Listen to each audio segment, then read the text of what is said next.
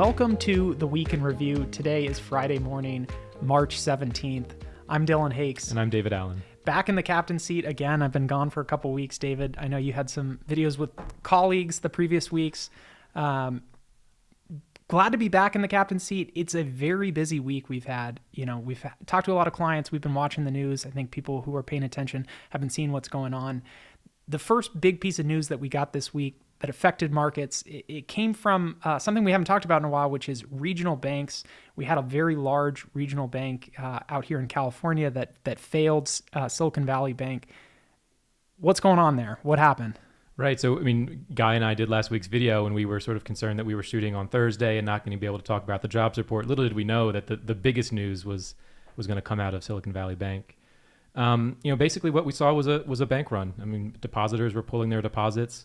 They got concerned about some of the unrealized losses on the securities portfolio at Silicon Valley Bank, began pulling their deposits, and what was became a liquidity issue for the bank quickly became an insolvency issue, and it was turned over to the FDIC receivership. And so they're looking for a buyer now, but it was the second largest bank failure we've seen in U.S. history, the largest since Washington Mutual during the financial crisis.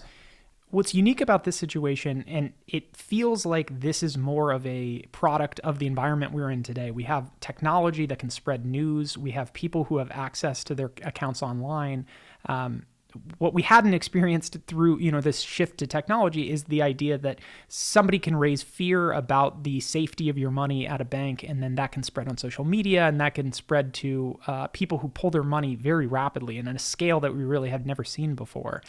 And then it seems like this has started to, move along and actually affect other banks. We heard from a few other banks that maybe also were under fear of people pulling deposits rapidly. Well, so we also had Signature Bank, which is sort of targeting a different sector of the market, but also similarly, they concerns about unrealized losses on their balance sheet in the way that they're accounting for the securities they hold. And that, again, it caused some issues and caused that bank also to fall into receivership. So two fairly large bank failures, and we haven't had one for a very long time. And so the market certainly reacted pretty strongly to what seemed like potentially at the end of last week was developing into a real financial crisis. Luckily, we had regulators step in over the weekend, took very strong steps. I think that's one of the things that regulators have learned from the financial crisis is that when there's an issue, come in, reassure markets, reassure depositors, take care of it. Not incremental steps are not going to be helpful. Let's just go ahead to the end step and try to solve this issue immediately. And they did that. And so we really haven't had that crisis develop even further this week. It seems like things have been much quieter on that front. So that, you sort of stole my next question, but it was going to be, do you think that there's going to be some contagion? And to that, end, do you think that what the Fed did in stepping in was the correct move? Well, in terms of what the Fed did, I think there can be, you can have some disagreement on the steps they made. One of those issues is that there's a lending facility that's been set up that regional banks can use their securities that they have unrealized losses on as collateral for loans to sort of boost their liquidity. The issue is that those loans for collateral being made with the bonds at par, which they're not currently trading at. So that seems like perhaps a bailout of those banks, and there are some concerns about that and what it means. In addition, when Silicon Valley Bank went under, the FDIC decided to guarantee all deposits, even those above the FDIC insurance limit. That's a very big change and one that seems likely to endure. Not real clear moving forward what that FDIC limit will mean for depositors. It's potentially, even if you're above that limit, you can feel pretty comfortable that the government's going to be guaranteeing your deposits. So those are, two things I think people can have disagreements about. I think the greater takeaway is that there needed to be a resolution this weekend, and I think we got there. And so that's like the biggest takeaway positive. There are downsides to what they did, but certainly, putting a stop, at least for this week, to that financial crisis seems like the biggest takeaway. Your other question was about contagion. I think it should be fairly limited because of the things that the Fed did. I do think there's going to be some economic impacts. Obviously, we're seeing some deposits leaving regional banks still, and a lot of those are ending up in the largest banks in the U.S. And so that consolidation of deposits there could mean we're going to get some weakening of loan activity, which is going to have some knock-on effects for economic growth over the next couple of years, I would imagine. So you hit on, a little bit earlier, the market reaction. The market reaction was obviously pretty wild over the, Friday through the beginning part of this week. The biggest component of that seemed to be what happened with interest rates. We saw interest rates move dramatically down pretty much across the board in a matter of days. A move in interest rates we really haven't seen in quite a while. Talk to us a little bit about why that happened, and from your take, what's going on there. Well, I think a portion of it is based on expectations for weaker economic growth coming from this financial crisis. I mean, the economy needs the banks to be engaging in lending activity to stimulate growth in the economy. And if there's going to be some concerns about liquidity, there's perhaps going to be some more conservative lending going on, tighter lending standards, and that could slow growth in and of itself. And so, obviously, the economy seems to be performing fairly well in the first quarter. We have some concerns about it later in the year based on where interest rates are. So I think that is one of the reasons that there's a greater expectation perhaps of a recession this year than there was a couple of weeks ago because of these issues we've been seeing. And interest rates are reflecting that. So, Fed funds rates starting at the ultra short level, we've seen the Fed funds expectations for what the Fed is going to be doing have really tumbled. We've gone from a place where we were not even pricing in a full rate cut by the end of this year to pricing in 3 by next January. On further up the maturity line, we've seen the 2-year Treasury yield go from above 5% in the middle of the week last week to below 4% now. 10-year Treasury yields also seeing a decline of 40 or 50 basis points from where it was last week. So these are big movements in the Treasury yield market, and something that I think is again mostly reflecting expectations for economic growth.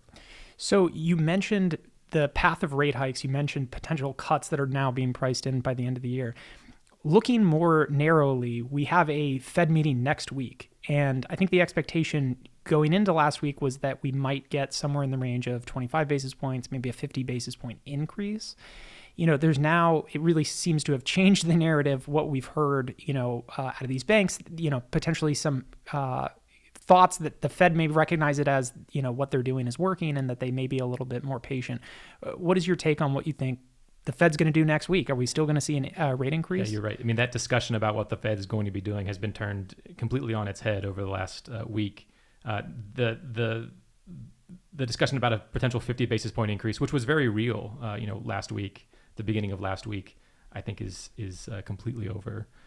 There's a growing belief that we could see a pause, and I think there's some support for that.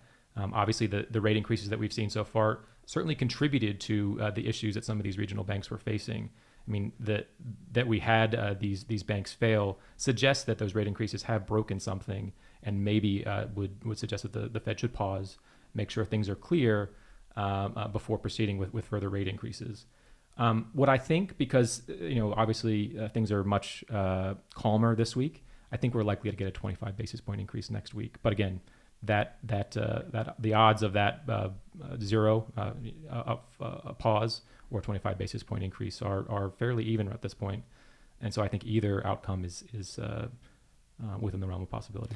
And I think it's important to note that even if they do raise 25 basis points, I think what the market is signaling, at least the market implied interest rate is signaling, is that the likelihood that they pause after that is pretty high and remains pretty high at this point. Is that fair to say? Absolutely. Yeah. I think we're the terminal rate is very close to where we are right now. I think that we're going to get some of the comments that come out along with the meeting. I think those are always closely watched. I think it's going to be particularly the case this next week.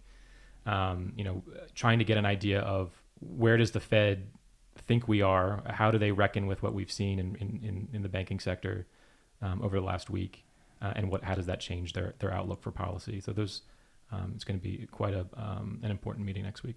So turning back to the equity market reaction, we talked about the fall in interest rates.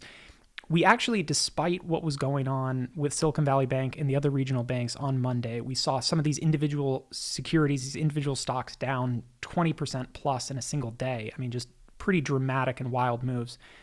The market for the day was up, and we've seen the market actually up multiple days this week. It seems like the market is signaling that it doesn't believe that there's a wider contagion at the moment, and it's obviously more interest rate sensitive stocks we saw react positively to the move down in interest rates. So it seems the market has reacted positively so far. I mean, what's your take on that? Right. I mean, I think, as you mentioned, some of the best performers over the last week have been those most interest rate sectors of the market, whether it's communication services, which includes a lot of the social media platforms and the media companies, or information technology.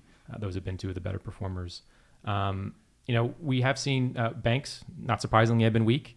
I think even the large banks, which are really, it seems, kind of insulated from what we've seen on the regional side, have been trading down just based on concerns that the issues that they're facing could spread more widely. I think this actually creates a pretty attractive entry point for some of the big banks. They are subject to much tighter regulatory standards than the regional banks. They have, they're very well capitalized relative to where they were prior to the financial crisis. I don't think we're going to see any contagion spread to the big banks, and that they have declined over the last week, I think, again, represents a pretty attractive entry point in some cases. All right, David, turning to our forward looking lens, what are you looking forward to next week? What are we looking forward to, going forward? Well, I mentioned it, the Fed meeting next week. So they'll be meeting on Tuesday and Wednesday. We'll get their policy statement on Wednesday, and then the press conference that follows. That's going to be the main highlight of next week. In addition to that, I would say, I think I mentioned we don't think there's going to be any contagion further within the financial sector coming from these regional bank failures, but it's absolutely something we continue to watch, something that's something that bears watching, and that we're going to continue to monitor to make sure that continues to be the case. So continuing to do that, looking at the Fed meeting, I think that's what's most up on our plate next week. Yeah, it'll be interesting to watch how things evolve, and whether there are additional dominoes to fall, or whether we've seen the end of this. So thanks everybody for joining the Week in Review. We'll see everybody next week.